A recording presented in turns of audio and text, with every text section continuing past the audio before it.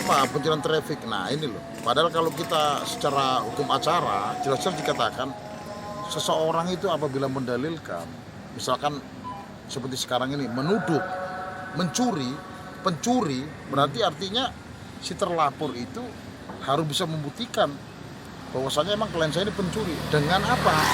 Dengan adanya putusan yang inkrah bahwasannya klien saya ini memang pencuri. Tuduhan itu kok bisa sampai ke ITE memangnya disebarkan Pak? Melalui internet atau apa? Menurut dari keterangan dari klien kami bahwasannya ini kan karena faktor pertama adalah masalah dagang online, yang mana klien kami ini adalah termasuk resellernya, reseller tapi mempunyai cabang-cabang ranting, dan si terlapor ini itu adalah distributor. Di dalam distributor yaitu menyangkut tentang penjualan tas dan apa lagi, tas dan dompet dan jam Merek gym gitu merek ya. gym. Nah, jadi tapi dalam hubungan hukumnya ini, bisnis ini tidak pernah melanggar daripada perjanjiannya, kesepakatannya, yaitu apabila distributor mengeluarkan harga misalkan contohnya 100.000, tetap klien kami ini juga menjualnya tidak di bawah 100.000, dan itu pembayarannya cash dan kontan dari klien kami kepada distributor. Nah, jadi di sini, nah itu Itu kok dikatakan mencuri traffic itu disebarkan melalui apa kok? Kok dilaporkan tentang ITE? jadi dituduhnya sebagai pencuri traffic itu disebarkan, ditransmisikan melalui Google, melalui Line, Instagram, dan media sosial lainnya, yang mana mengakibatkan klien kami ini secara bisnis, yang pertama dengan kolega-koleganya ya jelas sudah merupakan presiden yang buruk sama orang bisnis, itu yang pertama. Yang kedua dengan surat yang disebarkan kemana-mana yang berisi tadi frase kalimat pencuri traffic, ini juga mengakibatkan kepercayaan kolateral daripada konsumen customer juga tidak ada lagi. Yang ketiga, bahwasannya klien kami ini juga waktu mengajukan bisnis lagi bisnis tentang online itu juga akhirnya di blacklist oleh pihak Shopee dan lain-lainnya, Tokopedia juga. Gara-gara selebaran itu ya? Iya, gara-gara selebaran itu. Kira-kira kerugiannya berapa setelah? Kalau kerugiannya, ini klien saya kan menurut keterangannya ini kan dua item. Yang gelombang pertama itu adalah istri daripada klien saya. Itu pada saat jalan lancar, dan perlu saya tegaskan di sini juga bahwa klien saya, istri klien saya itu sudah ada hubungan bisnis dengan terlapor dan sudah pernah tatap muka. Itu sudah hampir 5 tahun lebih. Itu 5 tahun lebih. Nah itu penghasilannya, omsetnya pada saat lancar-lancarnya itu tidak ada masalah ini. Itu adalah paling sedikit 1,5 M. Itu istrinya daripada klien saya. Klien saya sendiri omsetnya pada saat itu adalah 500 juta per bulan. Akan tetapi karena peristiwa ini itu semuanya jadi musnah. Jadi tidak dapat, jadi ada kerugian baik secara psikologi masyarakat maupun secara materialnya. Dan perlu ingat juga karyawan klien kami juga terpaksa karena nggak ada pemasukan jadi PHK, dirumahkan. Itulah yang ironisnya.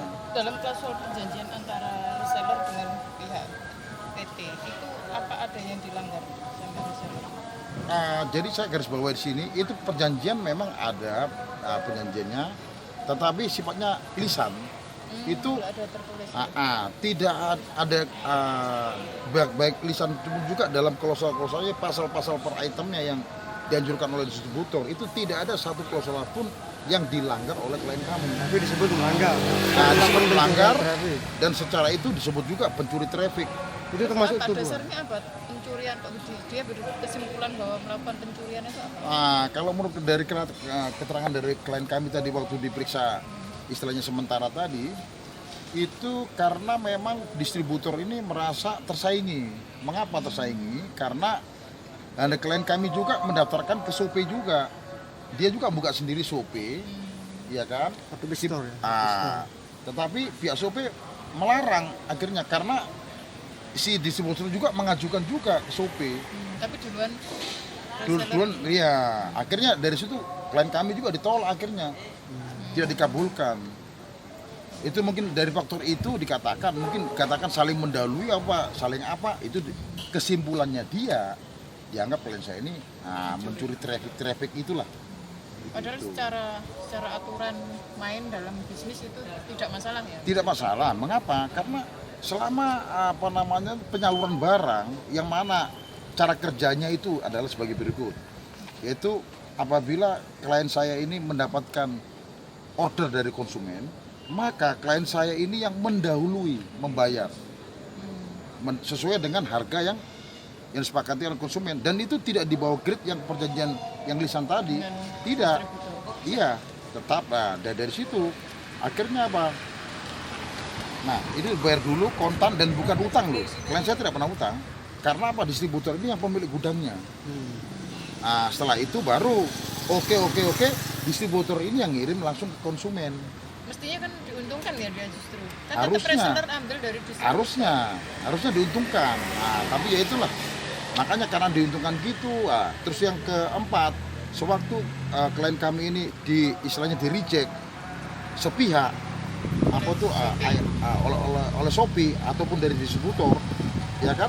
Klien kami pun masih bertikat baik, menanyakan, mengklarifikasi. Salah saya itu di mana sih? Nah, malah apa? Dijelekkan, keluarlah surat itu lagi yang pencurian tadi itu, traffic itu. Nah, oleh sebab itulah, karena merasa klien kami dirugikan, ya sebagai warga negara yang keadilannya tersolimi, tertindas, ya melapor ke sinilah, mencari keadilan. Setelah labdu ini, tindakan kuasa hukum apa? Jadi tindakan kuasa hukum kami, seperti tadi kami belum ngomong sama penyidiknya, bahwasannya nanti klien kami akan dipanggil, kami dampingi. Itu setelah itu baru LP-nya diterbitkan. LP-nya diterbitkan, nah baru setelah itu adanya saksi ahli untuk menafsirkan frasa kalimat yang tadi itu, yang kita dalilkan Pasal itu. yang disangkakan. Iya. Apa ada rencana untuk melakukan somasi ke terlapor? Kalau kami sudah lapor ya nggak perlu somasi. Ya mungkin kami nanti kan ada upaya lain lagi untuk ganti kerugiannya, melakukan gugatan perdata. Itu langkah kami. Tapi pidana dulu jalan ya. Ya pidana jalan dulu, biar ada kepastian hukumnya. Ya. Terima kasih.